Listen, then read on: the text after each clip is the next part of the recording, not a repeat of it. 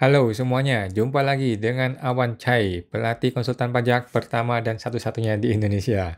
Tapi hari ini kita mau bahas tentang diet lagi teman-teman ya, diet sehat nih guys. Oke, by the way teman-teman, disclaimer dahulu ya, bahwa isi video ini bukanlah saran profesional buat Anda semua ya teman-teman. Gue bukan dokter, gue bukan ahli kesehatan, tetapi ini betul-betul dari pengalaman pribadi gue dan apa yang gue sudah pelajari selama ini. Dan gue sangat pengen banget untuk sharing ke teman-teman karena ini betul-betul bermanfaat sekali gitu teman-teman. Jika ada informasi yang salah di video ini ya teman-teman langsung disampaikan di bagian komentar ya teman-teman. Oke, minuman wajib orang diet nih. Jadi ada satu minuman wajib untuk orang diet. Kalau lu subscribernya Aderai atau lu subscribernya channel apapun yang tentang diet gitu ya, yang mengajarkan tentang diet, pasti lu sering dengar minuman yang satu ini teman-teman ya. Tetapi mungkin lu anggap remeh karena ya lu nggak tahu itu apaan gitu ya, atau lu nggak pernah lihat gitu. Gue juga sama teman-teman, gue juga sama. Awalnya gue sering dengar nih di YouTube-nya Aderai, gue dengerin ini apa sih minuman ini. Gua kadang-kadang ke supermarket gitu, ada tuh lihat barang itu, tetapi gue remehkan, "Apaan sih, nggak jelas nih," gitu loh. Nah, tetapi semakin sering gua dengar, berita-beritanya, semakin gua penasaran nih, barang apa ini gitu. Apakah betul sebegitu bagusnya, sebegitu bermanfaatnya gitu. Dan akhirnya gue beli loh, gue beli akhirnya di supermarket dan gue minum gitu. Dan sekarang gue minum setiap hari teman-teman, jadi minuman wajib gue gitu ya. Jadi sekarang kita mau bahas mengenai minuman ajaib nih untuk orang diet ya. Ya tentu aja teman-teman ya, ini bukanlah minuman ajaib ya teman-teman, ini bukanlah minuman yang akan membuat lu, sembuh atau diet lu berhasil dengan sendirinya, tidak ya teman-teman. Ini hanya clickbait. Jadi namanya apa? Ini adalah apple cider vinegar ya, atau cuka apel. Nah, mungkin lu sudah sering dengar teman-teman dari Aderai lah atau channel-channel diet yang lain ya. Apple cider vinegar atau, cuka apel adalah salah satu minuman wajib bagi semua orang yang pengen diet ya. Buat teman-teman yang belum tahu, rasanya tidak enak teman-teman, rasanya tidak enak. Ya cuka, rasa cuka gitu, dan baunya luar biasa. Awalnya juga nggak nyaman ya, tapi lu akan terbiasa deh. Awalnya gue minum pakai tutup telinga, tutup telinga, tutup hidung gitu. Tutup hidung, minumnya karena saking nggak enaknya, saking baunya gitu. Tetapi lama-lama jadi terbiasa. Sekarang udah terbiasa teman-teman ya. Jadi, cara minumnya gimana? Cara minumnya adalah 1 sendok makan dicampur dengan air secukupnya. Nah, dan lu tinggal minum deh. Dan lu harus minum pakai sedotan teman-teman ya, jangan langsung diminum karena dia asam sekali, maka dia akan bisa merusak gigi. Jadi minum pakai sedotan, langsung ditelan, gitu teman-teman. Dan gue beli sedotan yang kaca ya, belilah sedotan yang kaca, supaya lebih enak aja, gitu. Dan kalau gua sih minum sebelum makan ya, dan Anda boleh minum sebelum makan boleh, setelah makan boleh, pada saat puasa juga boleh, anytime you want sebenarnya sih. Di setiap waktu pun lo boleh minum, gitu. Ya, tidak ada pantangan sebenarnya teman-teman. Walaupun rasanya asam, walaupun rasanya tidak enak, tetapi dia sama sekali tidak akan mempengaruhi mah orang, tidak akan membuat orang sakit sama sekali, kapanpun lo bisa makan. Kalau gua minum sebelum makan. Mungkin 10 menit atau 20 menit sebelum makan gitu, oke? Atau ketika gua puasa jangka panjang atau lu mungkin pengen puasa 1 hari, 2 hari, 3 hari, nah lu bisa minum itu di mungkin satu hari 2 kali lah gitu ya atau lebih, gitu. Nah, gimana cara kerjanya teman-teman? Gimana cara kerjanya apple cider vinegar ini bisa membuat orang, bantuin diet gitu? Apa sih sebenarnya? Yang pertama adalah kita mesti pahami dulu musuhnya diet tuh apa ya. Ketika lu mau diet, diet itu bukan semata-mata kurangin makan teman-teman, nggak sesimpel itu ya sebenarnya. Nah, apa sih musuh utama dari diet? Musuh utama dari diet itu bukanlah karbohidrat, atau lemak, atau gula gitu ya. Tetapi musuh utamanya adalah kenaikan insulin di dalam darah, teman-teman ya. Kenaikan insulin di dalam darah diakibatkan oleh kenaikan gula darah. Kenaikan gula darah diakibatkan oleh karbohidrat dan gula. Itu teman-teman ya. Jadi akarnya itu, akar masalahnya adalah kenaikan insulin yang tinggi, kemudian disebabkan oleh adanya gula darah yang tinggi dan disebabkan oleh karbohidrat dan gula, gitu. Bukan lemak ya teman-teman ya. Nah, lemak itu teman teman-teman, lemak itu baik sebenarnya untuk diet. Nah, jadi insulin yang tinggi ini di dalam darah menyebabkan kita tidak bisa membakar lemak. Padahal orang diet maunya bakar lemak. Ya toh, kalau lu diet kan lu mau bakar lemak di perut lu nih. Itu yang jadi alasan lu mau diet kan. Jadi alasan orang diet bukannya mau ngurangi makan. Alasan orang diet adalah mau membakar lemak di dalam tubuh. Mau menghabiskan lemak di dalam tubuh. Oke. Nah, masalahnya lemak ini tidak bisa dibakar kalau insulin di dalam darah lu sedang tinggi. Gitu. Jadi ini antara telur dan ayam gitu ya.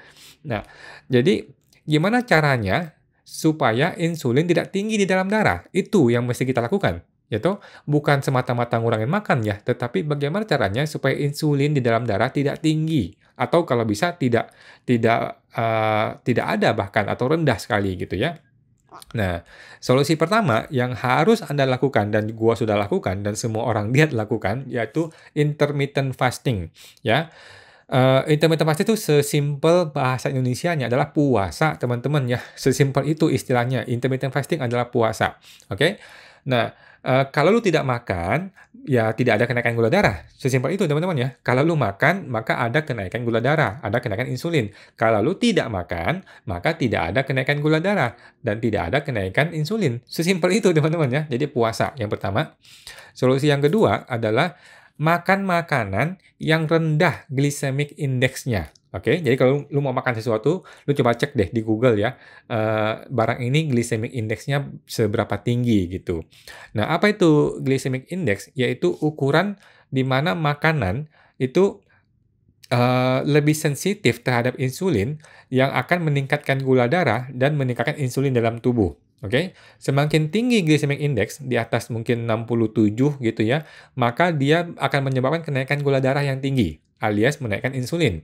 Semakin rendah glycemic index di bawah 65, maka dia menyebabkan kenaikan gula yang rendah. Gitu teman-teman ya. Nah, fun fact nih, tahu nggak teman-teman bahwa sereal atau makan pagi lu itu, yang sereal itu, yang gandum itu, adalah glycemic index yang tinggi, teman-teman ya. Makanya jangan makan sereal lagi seumur hidup lu. Dan gue sudah berhenti, teman-teman ya. Dan jangan lagi makan pagi, nggak ada gunanya, teman-teman. Ya. Fun fact yang kedua, tahukah lu bahwa telur itu glycemic index-nya 0. Oke, artinya apa? Kalau lu makan telur, telur itu tidak akan menyebabkan kenaikan gula darah dan tidak akan menyebabkan kenaikan insulin, alias diet lu akan bagus.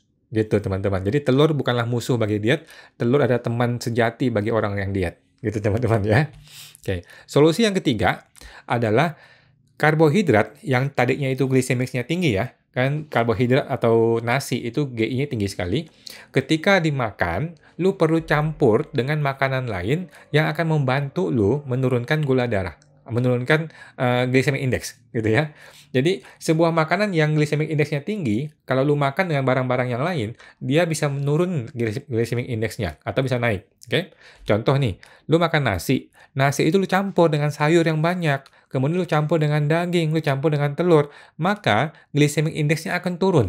Gitu. Dan pastikan lu makan karbo di belakang.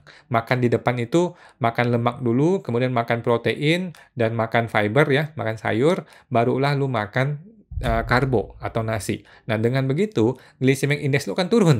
Gitu. Oke. Nah, dan uniknya teman-teman, uniknya apple cider vinegar itu berfungsi untuk itu, gitu. Jadi cuka apel ini kalau lu campur dengan makanan, maka glycemic index di makanan itu akan turun. Gitu. Ini luar biasa buat orang diet, teman-teman ya. Ini yang kita butuhkan bagi orang diet, ya.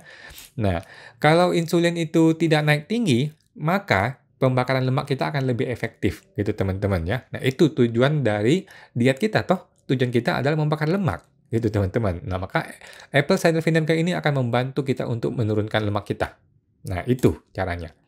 Kemudian, fungsi dari apple cider vinegar ini adalah untuk membantu tubuh tidak merasa lapar. Oke, jadi selain kita mengalami puasa gitu ya, kita selalu mengalami lapar kan. Banyak orang ketakutan dengan lapar.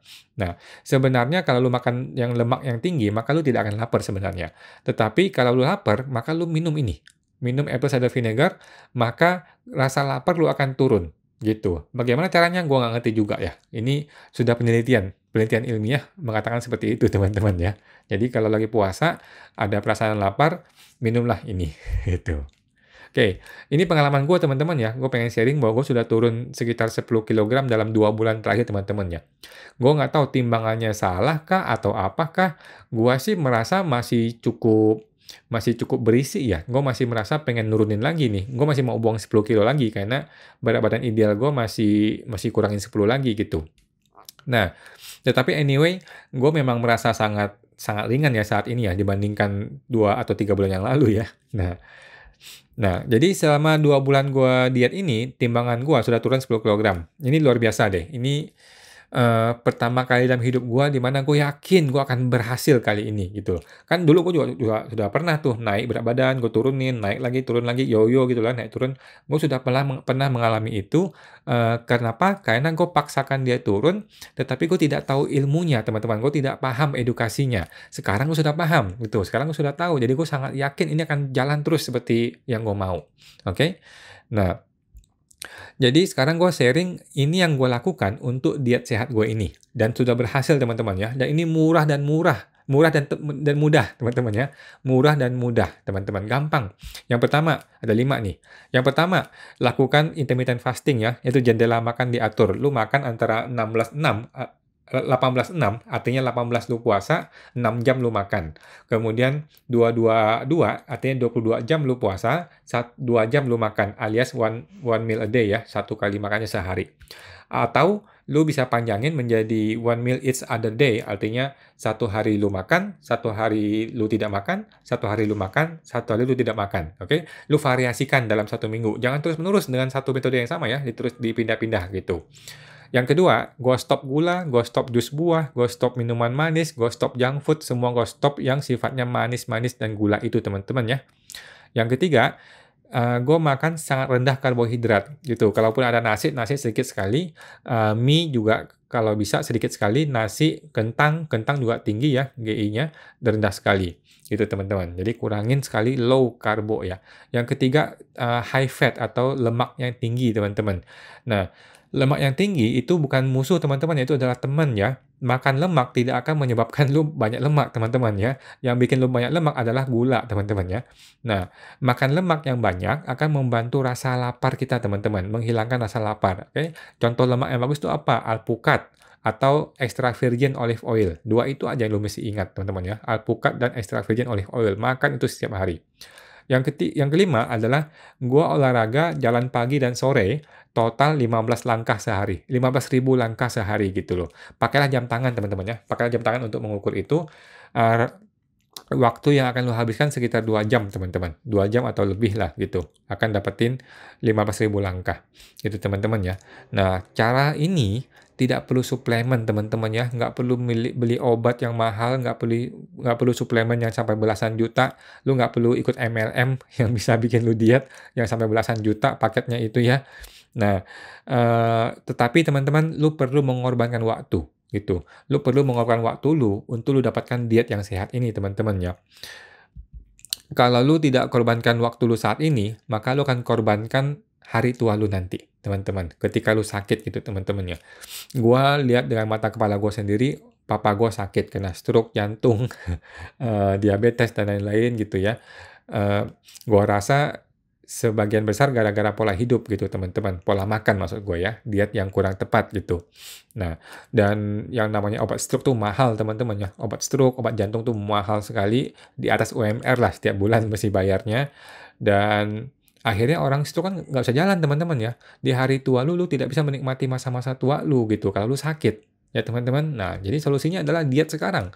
Lu diet sekarang, lu dapatkan berat badan ideal lu makan yang sehat, lu akan sehat sampai tua gitu teman-teman. Tetapi kalau lu tidak diet sekarang, lu nyaman sekarang nih, lu makan segala macam lu mau makan sekarang ini, tetapi masa tua lu akan ketemu konsekuensinya. Ketika lu sudah sakit, sudah nggak ada obatnya teman-teman, lu masih minum obat terus dan lu nggak bisa kembali lagi seperti masa-masa lu sehat gitu teman-teman ya. Tidak mudah ketika sudah tua dan sakit gitu teman-teman. Oke teman-teman, itu aja sharing gua hari ini. Dan gue berharap banget nih teman-teman ikut bisa juga jadi sehat, bisa juga jadi diet yang sehat gitu ya. Bahkan punya badan ideal gitu teman-teman.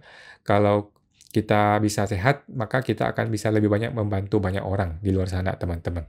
Oke teman-teman, sampai jumpa lagi.